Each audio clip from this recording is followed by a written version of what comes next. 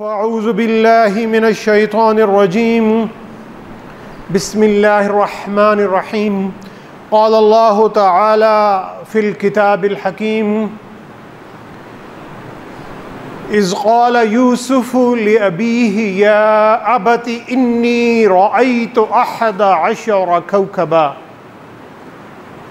والشمس والقمر رأیتهم لی ساجدین۔ سامعین گرامی، قرآن حکیم کی ایک بہت ہی خوبصورت صورت، بلکہ ایسی صورت کہ جسے رب العالمین نے خود سب سے خوبصورت صورت اور سب سے خوبصورت قصہ جو ہمارے لیے پیش کیا، اور یہ ایک ایسی صورت ہے کہ جس میں رب العالمین نے اپنے ایک پیارے نبی حضرت یوسف علیہ السلام کے زندگی کے واقعات اتنی تفصیل سے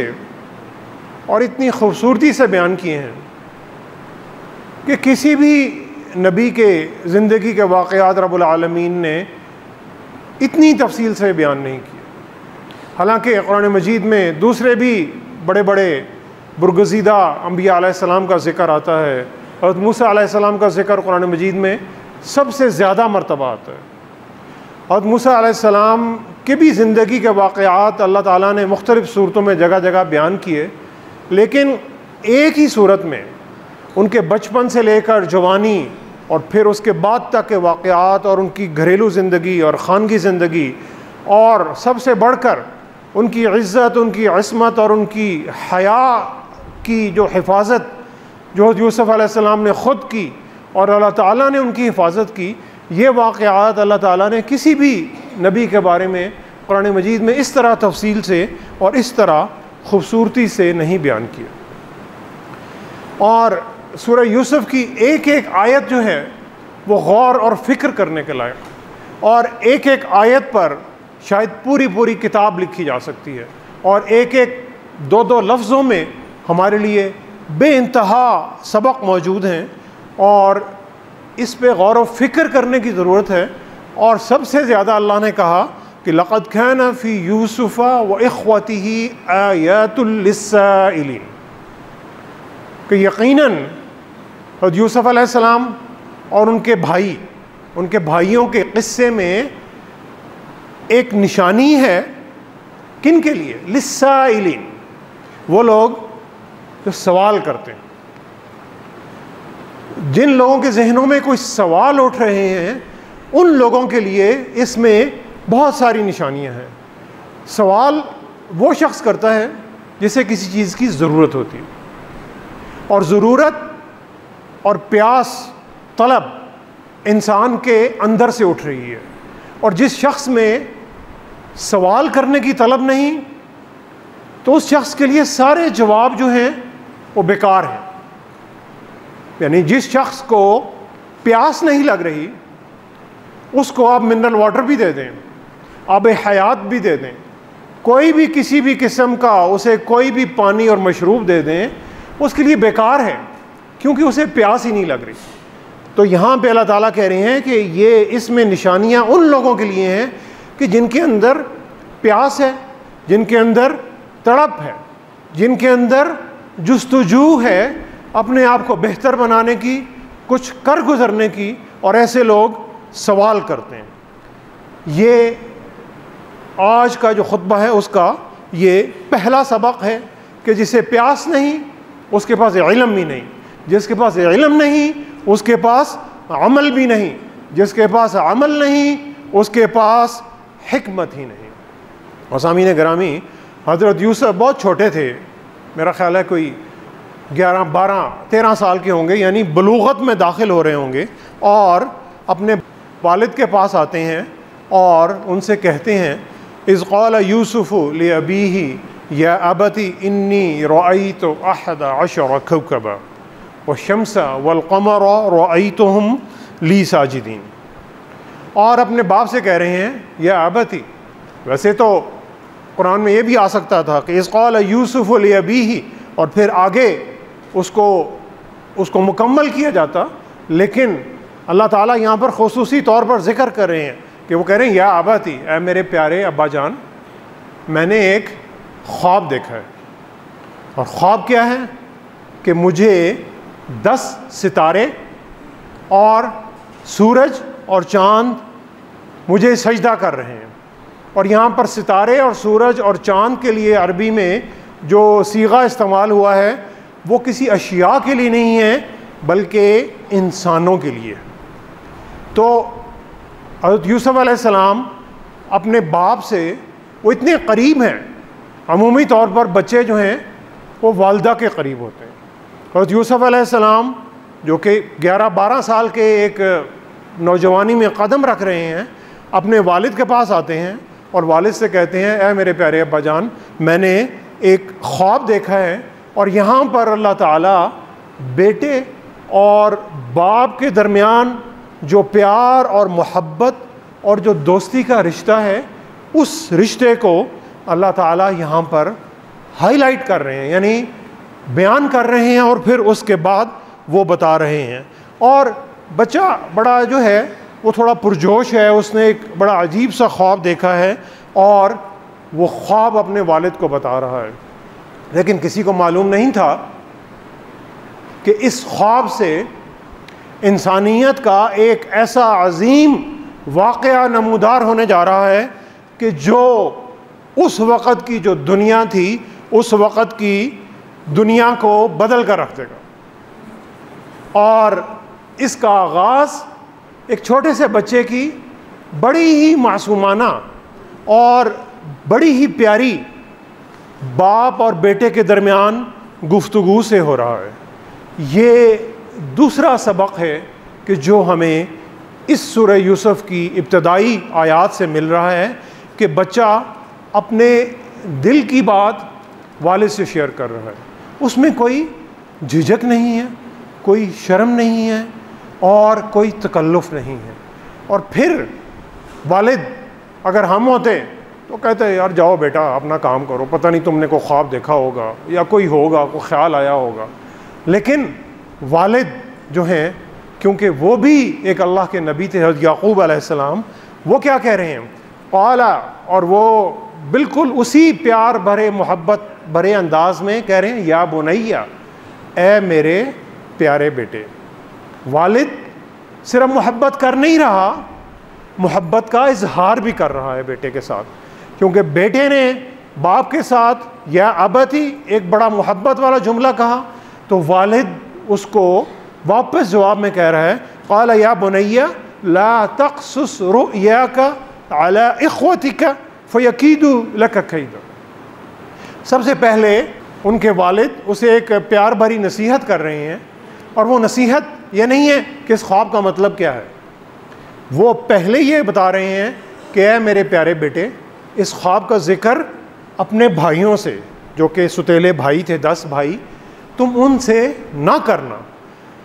ہو سکتا ہے وہ حسد میں مبتلا ہو جائیں اور تمہارے بارے میں کوئی چال چلنا سوچیں یا تمہارے بارے میں کوئی بری بات سوچنا شروع کر دیں۔ یعنی ان کے والد انہیں ایک نصیحت کر رہے ہیں حفاظت کی، پروٹیکشن کی۔ اور آج کل کے دور میں، جس دور میں ہم رہتے ہیں، کوئی چھوٹی سی بھی ہمیں کوئی کامیابی ملتی ہے،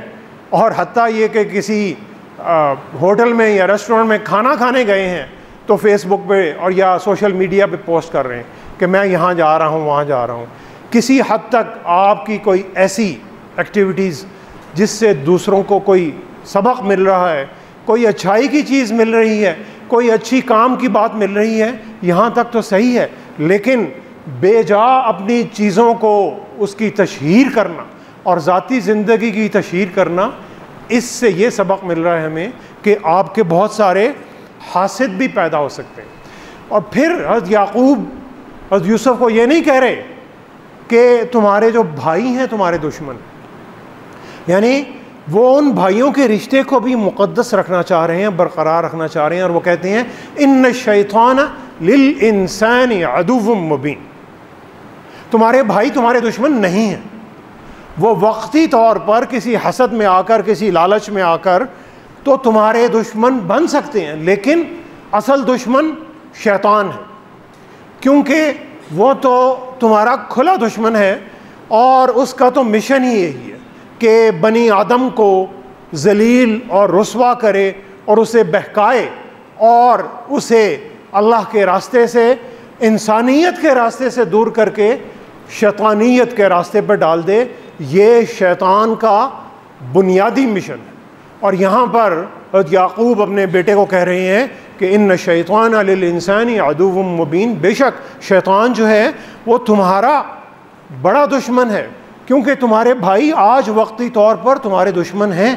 لیکن ہو سکتا ہے کہ وہ واپس اصلاح پر آ جائیں اور تم سے پیار کرنا شروع کر دیں۔ یہ سبق سورہ یوسف کے آخر میں یہ بالکل آتا ہے کہ جب ان کے بھائی حضرت یوسف علیہ السلام کے حضور گرتے ہیں اور معافی مانگ لیتے ہیں۔ تو سامعین گرامی، تیسرا سبق ہمیں یہ مل رہا ہے کہ اگر رشتہ داروں سے، والدین سے، بھائیوں میں، بہنوں میں، شوہر میں، بیوی میں کوئی ناچاقی بھی ہو جائے، کوئی وقتی طور پر دوری بھی آ جائے، تو وہ دوری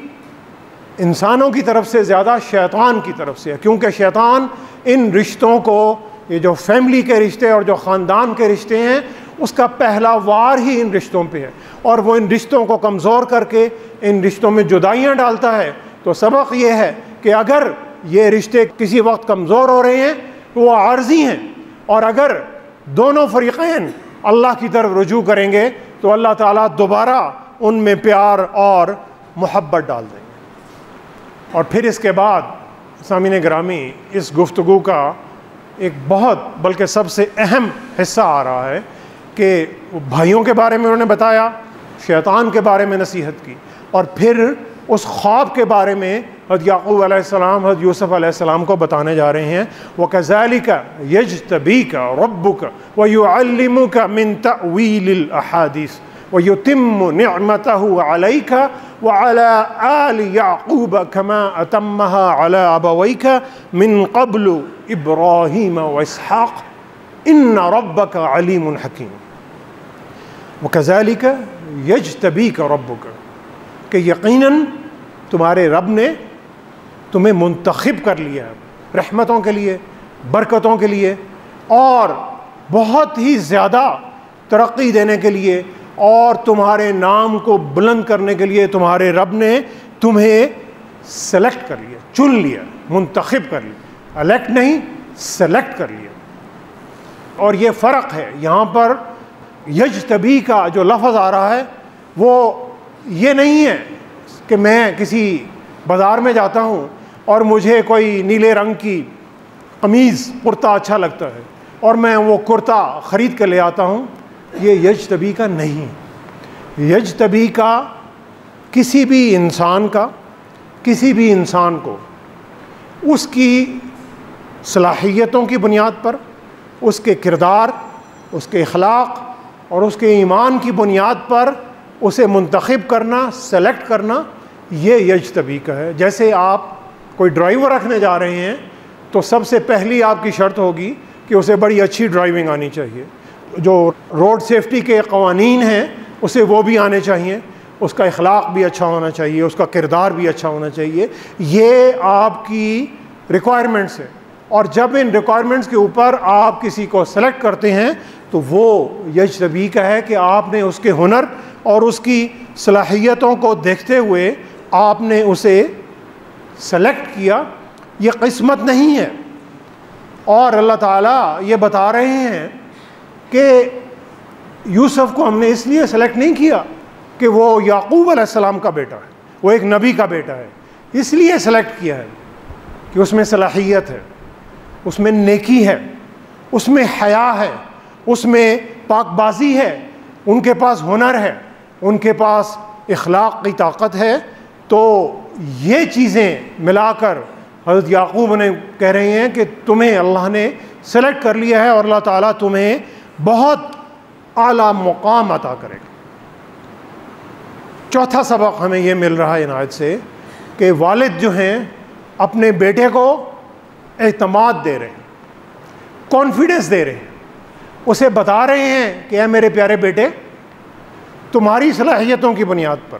تمہاری نیکیوں کی بنیاد پر، تمہارے کردار کی بنیاد پر، تمہارے اخلاق کی بنیاد پر، تمہاری اللہ سے محبت کی بنیاد پر اللہ نے تمہیں سلیکٹ کر لیا ہے، اور اللہ تعالیٰ تمہیں بہت ترقی عطا فرمائیں گے، اور اللہ تعالیٰ تمہیں بہت اعلیٰ مقام عطا فرمائیں گے۔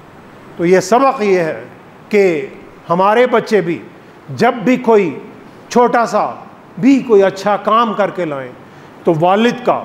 یہ فرض بنتا ہے، اور جسے میں بھی اکثر اگنور کرتا رہا ہوں، اور میرا خیال ہے ہم میں سے اکثر اس چیز کو کنسیڈر ہی نہیں کرتے، تو بچوں کو بتانا چاہیے کہ اے میرے پیارے بچوں، یہ جو تم چھوٹا سا ایک نیکی کا کام کر کے لائے ہو، اس کام کا تمہیں اللہ تعالیٰ بے پناہ اجر دیں گے، اور تمہیں بے پناہ ترقی عطا فرمائیں گے، تاکہ بچوں میں وہ اعتماد آئے، بچے اپنا سر اٹھا کر کام کر سکیں، دنیاوی سہارے نہ ڈھونڈیں، سفارش کی طرف نہ جائیں، شارٹ کٹس کی طرف نہ جائیں، اپنی محنت پر، اپنے علم پر، اپنے ہنر پر اور اللہ کی مدد پر بھروسہ کرتے ہوئے خود اعتمادی کے ساتھ دنیا میں آگے بڑھیں، تاکہ اللہ تعالیٰ ان کے لیے ترقی کے اسباب جو ہیں وہ فراہم کریں۔ اور پھر حضرت یعقوب کہہ رہے ہیں وَيُعَلِّمُكَ مِن تَأْوِيلِ الْأَحَادِيثِ، اور تیرا رب تمہیں تأویل الاحادیث، باتوں کی تہ تک پہنچنے کی صلاحیت عطا فرما دے گا۔ یعنی سب سے بڑا علم اور حکمت جسے کہتے ہیں کہ ملا کر ایک تمہیں ایک ایسی دانائی اللہ تعالیٰ عطا کرے گا کہ تم چیزوں کو صرف سطحی طور پر نہیں دیکھ رہے ہوگے، وہ ایسے نہیں دیکھ رہے ہوگے جیسی چیزیں دکھتی ہیں، کیونکہ اکثر اوقات چیزیں دکھائی تو بڑی خوبصورت اور بڑی خوشنما دیتی ہیں، لیکن جب آپ ان کی تہ میں جاتے ہیں تو ان کے اندر کوئی برائی ہوتی ہے، کوئی شیطانیت ہوتی ہے، اور اکثر اوقات جب برائی اور شیطانیت ہمارے سامنے آتی ہے تو شیطان اسے خوشنما اور خوبصورت بنا کر دکھاتا ہے، کیونکہ شیطان کا مشن ہی یہی ہے۔ تو اللہ تعالیٰ کہہ رہے ہیں کہ ہم یوسف کو تأویل الاحادیث، باتوں کی تہ تک پہنچنے کی صلاحیت عطا فرمائے، اور جس شخص کو یہ صلاحیت مل گئی وَمَن يُؤْتَ الْحِكْمَةَ فَقَدْ أُوتِيَ خَيْرًا كَثِيرًا، یعنی جس شخص کو یہ حکمت اور یہ دانائی مل گئی کہ وہ باتوں کی تہ تک پہنچ سکتا ہے، اسے اللہ تعالیٰ کہتے ہیں کہ بہت ہی خیر مل گئی، دنیا میں بھی خیر مل گئی، بھلائی مل گئی، ترقی مل گئی، دولت مل گئی، شان و شوکت مل گئی، اور آخرت میں بھی مل گئی۔ سامعین گرامی، یہ جسے ہم کہتے ہیں کہ روٹ کاز کا انالیسس کرتے ہیں، کیونکہ جب آپ کسی ڈاکٹر کے پاس جاتے ہیں تو ڈاکٹرز کو آپ بتاتے ہیں کہ مجھے بخار ہے، تو ڈاکٹر آپ کو صرف پیناڈول نہیں دیتا، یعنی آپ کے سمٹمز کو ٹریٹ نہیں کرتا۔ کچھ ڈاکٹر کرتے ہوں گے، لیکن جو اچھے ڈاکٹر ہیں وہ روٹ کاز کو ٹریٹ کرتے ہیں، وہ آپ کے ٹیسٹ کراتے ہیں، ڈائگنوسٹک کراتے ہیں، رپورٹیں دیکھتے ہیں، پھر دیکھتے ہیں کہ کون سا وائرس، کون سا بیکٹیریا کون سے آپ کے جسم کے حصے پہ اٹیک کر رہا ہے، پھر اس بیکٹیریا کو یا اس وائرس کو مارنے کے لیے ایک اسپیسیفک کوئی آپ کو دوائی دیتے ہیں۔ ڈاکٹر روٹ کاز کو ٹریٹ کرتے ہیں۔ ایک انجینئر اگر ایک عمارت بنا رہا ہے تو وہ اس جگہ پہ، اس شہر میں عمارت بنانے کے لیے 100 سال پیچھے کا ایک ڈیٹا اٹھاتا ہے کہ پچھلے 100 سال میں اس علاقے میں کتنے زلزلے آئے، تو میری جو عمارت ہے اس کی فاؤنڈیشن کتنی طاقتور ہونی چاہیے کہ کس لیول کے زلزلوں کا مقابلہ کر سکے۔ وہ یہ نہیں ہے کہ عمارت بنا دی اور عمارت گر گئی اور پھر اس کے بعد عمارت کو وہ نیا تعمیر کر رہا ہے یا ٹھیک کرنے جا رہا ہے۔ تو سامعین گرامی، یہ وہ ہے تأویل الاحادیث، اور یہ تأویل الاحادیث مومن کے کردار کا حصہ ہونی چاہیے۔ اور اس کی ایک بڑی مثال جو کہ آج کل ایک تباہی ہم پر نازل ہوئی ہے سیلاب کی شکل میں، اور کچھ لوگ کہتے ہیں کہ یہ ہماری اعمال کی سزا ہے، لیکن یہ سزا اس بات کی نہیں ہے کہ ہم نمازیں نہیں پڑھتے، اس بات کی سزا ہو سکتی ہے، لیکن اصل میں یہ تأویل الاحادیث پر عمل نہ کرنے کی سزا ہے کہ سیلاب تو آتے رہتے ہیں، اور جو ایکسپرٹس ہیں وہ وارننگز دے رہے تھے کہ اس سال بارشیں زیادہ ہوں گی، درجہ حرارت زیادہ ہوگا، گلیشیئرز تیزی سے پگھلیں گے، پانی کے ریلیں آئیں گے، ہم سامعین گرامی اس کے لیے تیار نہیں تھے۔ ہم نے پچھلے کئی سالوں میں نہ کوئی ڈیم بنایا، نہ کوئی بند بنائے، کچھ بھی نہیں کیا۔ موسم ہمیں پتہ ہے کہ موسمی تغیر، ایک تو عالمی موسم میں تغیر آ رہا ہے، ہمارے موسم میں جو یہاں پر تغیر آ رہا ہے اس کے لیے ہم نے کوئی تیاری نہیں کی۔ ہم درختوں کو کاٹتے جا رہے ہیں، ہم نے کوئی پچھلے 10 20 30 سال میں کوئی نئے جنگلات نہیں لگائے، اور سب سے بڑا ظلم تو یہ ہے کہ ہم نے دریاؤں کے کناروں پر تجاوزات بنا کر عمارات تعمیر کر لی، اور پھر جب سیلاب آتا ہے اور پھر جب جانی اور مالی نقصان ہوتا ہے تو ہم کہتے ہیں کہ یہ رب العالمین کی طرف سے ہمارے اعمال کی سزا ہے اور اب استغفار کریں، استغفار کریں۔ لیکن استغفار کا مطلب تو سمجھیے کہ استغفار کا مطلب کیا ہے۔ استغفار کا مطلب یہ ہے کہ میں اپنے آپ کو بہتر بنا رہا ہوں، اور میں تعویل الاحادیث پر عمل کر رہا ہوں، اور چیزوں کی تہ تک جا رہا ہوں۔ سامعین گرامی، یہ 5واں اور آخری سبق ہے ان آیات سے کہ اللہ تعالیٰ سے تعویل الاحادیث، چیزوں کی تہ تک پہنچنے کی اور جاننے کی، اس کا علم مانگنا، اس کے لیے کوشش کرنا اور اس کی صلاحیت حاصل کرنا، یہ اصل دولت ہے۔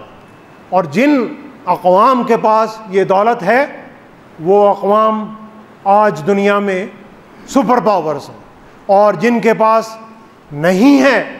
وہ ہماری طرح ذلیل اور خوار ہوتی ہیں کہ جب کوئی مصیبت آ جاتی ہے اور مصیبت آ کر گزر جاتی ہے تو پھر ہم اپنی قسمت کو روتے ہیں، ہمیں اپنے اعمال کو ہی رونا ہے۔ لیکن اعمال یہ ہیں کہ ہم نے اللہ کے دیے ہوئے علم کو ایکسپلور ہی نہیں کیا، پھر اس پر عمل نہیں کیا۔ اور علم اور حکمت یہ ہے کہ میرے پاس جو علم میں نے ایک دفعہ سیکھ لیا، میں اس علم پر عمل کر رہا ہوں،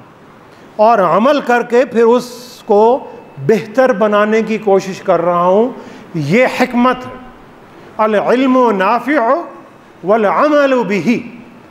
وہ علم جو نفع دیتا ہے، فائدہ دیتا ہے، مجھے بھی پروفٹ دیتا ہے، دوسروں کو بھی فائدہ دیتا ہے، اور اس پر عمل بھی کر رہا ہوں، اور پھر اس سے میں اور ایک علم کریٹ کر رہا ہوں، اور جو میں دوسروں تک پہنچا رہا ہوں۔ یہ اصل حکمت ہے۔ تو انگریزی کی ایک کہاوت ہے کہ اگر آپ کے پاس علم ہے اور آپ اس پر عمل نہیں کر رہے تو آپ میں اور ایک وہ شخص کہ جس کے پاس علم ہی نہیں، اس میں کوئی فرق نہیں۔ یعنی اگر علم ہے اور عمل نہیں ہے تو میرے میں اور ایک جاہل میں کوئی فرق نہیں۔ تو میرے پاس خواہ پی ایچ ڈی بھی ہے، پوسٹ ڈاکٹریٹ بھی ہے، اور عمل کوئی نہیں، تو میرے میں اور ایک ایسا شخص جس نے 2 جماعتیں بھی نہیں پڑھی، اس میں کوئی فرق نہیں، کیونکہ میں اس علم پر عمل کرنے کی کوشش ہی نہیں کر رہا۔ تو سامعین گرامی، اور یہ حکمت جیسے مل گئی، اسے خیر کثیر مل گئی، دنیا اور آخرت کی کامیابی اللہ نے اس کے مقدر میں لکھ دی۔ سامعین گرامی، حضرت یوسف علیہ السلام کو ان کے بھائی قتل کرنے کی نیت سے اٹھاتے ہیں اور کنویں میں ڈال دیتے ہیں، اور پھر وہ کنویں سے نکلتے ہیں، وہ غلامی میں چلے جاتے ہیں، اور ایک ایسے گھر میں جاتے ہیں کہ جہاں کی مالکن ایک بالکل پاگل اور ایک مینیاک ہے، اور پھر وہاں سے وہ اپنی عزت اور اپنی حیا کی حفاظت کرتے ہیں، اور ایک نہ کردہ گناہ کی بنیاد پر، بلکہ گناہ نہ کرنے کی بنیاد پر جیل میں جانا پسند کرتے ہیں۔ اپنی جوانی کے کئی سال جیل میں رہتے ہیں، لیکن ایمان سلامت ہے، حیا سلامت ہے، علم سلامت ہے، حکمت سلامت ہے۔ جیل میں بھی امید کی شمع روشن رکھتے ہیں، جیل میں بھی لوگوں کو، قیدیوں کو اللہ کے دین کی طرف بلاتے ہیں، اور پھر دوبارہ کوئی 30-25 سال بعد جب اللہ تعالیٰ انہیں بادشاہت عطا کرتے ہیں تو عاجزی اور انکساری کا یہ عالم ہے کہ جب انہی کے سکے بھائی کہ جنہوں نے حضرت یوسف علیہ السلام کو تباہ کرنے میں کوئی کسر نہیں چھوڑی تھی، وہی بھائی ان کے جب آگے آ کر معافی مانگتے ہیں تو حضرت یوسف علیہ السلام انہیں معاف کر دیتے ہیں۔ لا تثریب علیکم اليوم، آج تم پر کوئی پکڑ نہیں۔ اور سامعین گرامی، یہ سب اس لیے، سب اس چھوٹے سے خواب سے اور بچے اور والد کی ایک معصومانہ گفتگو سے شروع ہو رہا ہے۔ اللہ کی مدد کے بعد یہ سب اس لیے تھا کہ حضرت یعقوب علیہ السلام نے، حضرت یوسف کے والد نے انہیں اعتماد دیا تھا، ان پر بھروسہ کیا تھا، انہیں حوصلہ دیا تھا، اور انہیں کہا تھا کہ تمہارا مستقبل تابناک اور روشن ہوگا، اللہ تعالیٰ تمہیں علم عطا کرے گا، اللہ تعالیٰ تمہیں حکمت عطا کرے گا، اللہ تعالیٰ تمہیں باتوں کی تہ تک پہنچنے کی توفیق عطا فرمائے گا۔ وَيُتِمُّ نِعْمَتَهُ عَلَيْكَ وَعَلَىٰ آلِ يَعْقُوبَ كَمَا أَتَمَّهَا عَلَىٰ أَبَوَيْكَ مِن قَبْلُ إِبْرَاهِيمَ وَإِسْحَاقَ، اور تمہارا رب تم پر اور تمہارے والد پر، یعقوب کی اولاد پر اپنی نعمتیں برسائے گا، اسی طرح کہ جس طرح اس نے تمہارے دادا حضرت اسحاق علیہ السلام پر اور تمہارے پردادا حضرت ابراہیم علیہ السلام پر اپنی نعمتیں برسائی تھیں اور پوری کی تھیں۔ اِنَّ رَبَّكَ عَلِيمٌ حَكِيمٌ، بے شک تیرا رب ہر چیز کا علم رکھتا ہے اور تیرا رب ہر چیز کی حکمت رکھتا ہے۔ سامعین گرامی، ہمارے حالات اور واقعات آج کے حضرت یوسف علیہ السلام کی زندگی سے اگر کمپیئر کریں تو خرابی میں ہم ان کے نزدیک بھی نہیں آتے۔ جو تکالیف، جو مصیبتیں، جو صعوبتیں اور جو پریشانیاں یوسف علیہ السلام نے اور ان کے والد یعقوب علیہ السلام نے، کہ ان کی بینائی بھی چلی جاتی ہے، ہم جس دور سے گزر رہے ہیں ہماری پریشانیاں ان کے پریشانیوں کے مقابلے میں کچھ بھی نہیں ہیں۔ ہمارے بچوں کو ایمان اور اعتماد کی روشنی کی ضرورت ہے، اور یہ روشنی والدین سے زیادہ کوئی نہیں دے سکتا۔ اگر اندر یہ روشنی اور نور ہے تو باہر کے اندھیرے، باہر کی مایوسیاں، باہر کے خراب حالات کچھ بھی نہیں کر سکتے، جس طرح حضرت یوسف علیہ السلام کو نہیں کر سکے۔ سامعین گرامی، ہمیں اپنے بچوں کو، اپنے نوجوانوں کو مایوسیاں اور منفی چیزیں دینے کی ضرورت ہرگز نہیں ہے، ہمیں انہیں اعتماد دینے کی ضرورت ہے، کیونکہ اگر وہ اس راستے پر چلیں گے اور اگر وہ علم اور حکمت کے راستے پر چلیں گے، تعویل الاحادیث کے راستے پر چلیں گے، تو دنیا ان کے قدموں میں ہوگی۔ نوجوانوں کو رٹے رٹائے جواب ان سے نہیں پوچھنے چاہیے کہ تمہیں اس چیز کا جواب آتا ہے یا تمہیں اس چیز کا جواب نہیں آتا۔ انہیں سوال پوچھنے پر ابھارنا چاہیے کہ تمہارا کام ہے کہ تم سوال پوچھو، کہ للسائلین، کہ نشانیاں قرآن کی ان کے لیے ہیں، وہ لوگ جو سوال کرتے ہیں، جسے مغرب اور امریکہ میں کیوروسٹی کہتے ہیں۔ اگر آپ باہر کی اس وقت دنیا کی جتنی بڑی بڑی کمپنیاں ہیں ان کی اگر اٹھائیں کہ اگر وہ جب ینگسٹرز کو، نوجوانوں کو ہائر کرتی ہیں تو پہلی چیز وہ ڈگری نہیں دیکھتی، وہ علم نہیں دیکھتی، وہ دیکھتی ہے اس میں کیوروسٹی ہے، اس میں کوئی سوال کرنے کی صلاحیت ہے، اس بچے میں، اس نوجوان میں جو کوئی سٹیٹس کو ہے اسے چیلنج کرنے کی صلاحیت ہے یا نہیں۔ کیونکہ انہی بچوں نے 20 سال بعد اس ملک کا معمار بننا ہے، اس ملک کی تعمیر کرنی ہے، اور انہوں نے اپنی صلاحیتوں کے اور ہنر کے اور علم کو بڑھانا ہے، انہیں تعویل الاحادیث کا، چیزوں کی روٹ کاز تک پہنچنے کا علم حاصل کرنا ہے۔ تو سامعین گرامی، پھر دیکھیے کہ ہمارے انفرادی اور اجتماعی حالات کیسے بدلتے۔ یہ نعروں سے نہیں بدلیں گے، یہ نوجوانوں کو گمراہ کرنے سے بھی نہیں بدلیں گے کہ مجھے اقتدار دے دو اور میں اس ملک کے حالات ٹھیک کر دوں گا۔ یہ تماشا پچھلے 30-40 سال سے ہم دیکھ رہے ہیں، اس سے حالات نہیں بدلیں گے۔ نوجوانوں کو وہ اعتماد دینا ہے کہ وہ اللہ کے راستے پر اور حضرت یوسف علیہ السلام کی سنت پر چلتے ہوئے تعویل الاحادیث پہ آئیں گے، علم اور ہنر اور اخلاق اور ایمان اور حیا میں آگے بڑھیں گے، تو پھر سامعین گرامی مستقبل ان کا ہوگا۔ ماحول میں نہیں ہے گر تیرے سازگاری، ماحول میں نہیں ہے گر تیرے سازگاری، ماحول کے لیے تو خود سازگار ہو جاؤ۔ اندھیروں کی کرنا پرواہ، اندھیروں کی کرنا پرواہ، چل دل کی روشنی میں، آزاد راہ منزل پروانہ وار ہو جا۔ ہے اختیار حاصل، ہے اختیار حاصل آب و ہوا پہ تجھ کو، اللہ نے تمہارے لیے اس کائنات کو مسخر کر دیا ہے اختیار حاصل آب و ہوا پہ تجھ کو، یہ کس نے کہہ دیا ہے بے اختیار ہو جا؟ بے اختیاری نہیں ہے سامعین گرامی، بے اختیاری ہے اپنی ذات سے ہے۔ اس بے اختیاری کو دور کرنا ہے، اپنی ذات سے بھی اور اپنے بچوں کی ذات سے بھی۔ سامعین گرامی دعا کریں کہ اللہ تعالی ہمیں اپنے بچوں کو اعتماد دینے اور ان کی صحیح تربیت کرنے کی توفیق عطا فرمائے، اور اللہ تعالی ہمارے بچوں کو اپنی صلاحیتیں بڑھانے، علم و حکمت میں ترقی کرنے اور اللہ کے نور کو پھیلانے کی توفیق عطا فرمائے۔ صدق اللہ العظیم ونفعنی وإیاکم بآیاتہ والذکر الحکیم، انہ تعالی جواد کریم ملک بر الرؤوف الرحیم۔